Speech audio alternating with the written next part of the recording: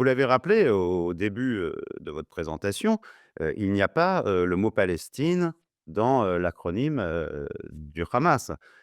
Parce que, le Hamas se considère comme, des frères musulmans et à cet égard, ils suivent, le programme, les consignes et les objectifs des frères musulmans. Alors quels sont ces objectifs?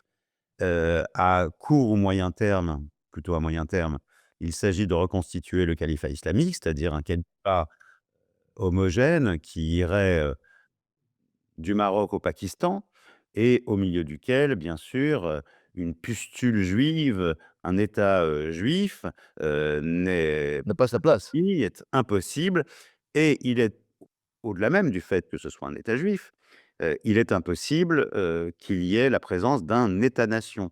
Les frères musulmans, palestiniens, le Hamas, sont, totalement opposés à l'idée d'un État palestinien, d'un État-nation.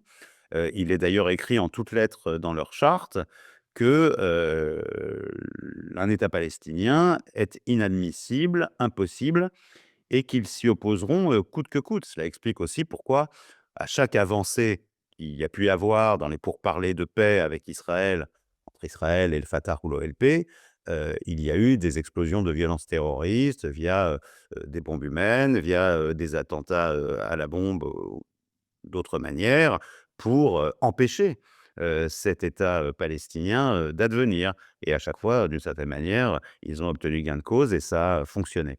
Donc, la question, d'un État-nation palestinien est impossible et évidemment la présence juive en Palestine, l'est d'autant plus et elle l'est, encore davantage du fait que les Frères musulmans considèrent, la Palestine dans son intégralité et particulièrement Jérusalem comme un waqf, c'est-à-dire un bien sacré de l'islam. C'est-à-dire que c'est toute la terre qui est islamisée et toute autre présence qu'une présence, islamique est perçue comme un sacrilège.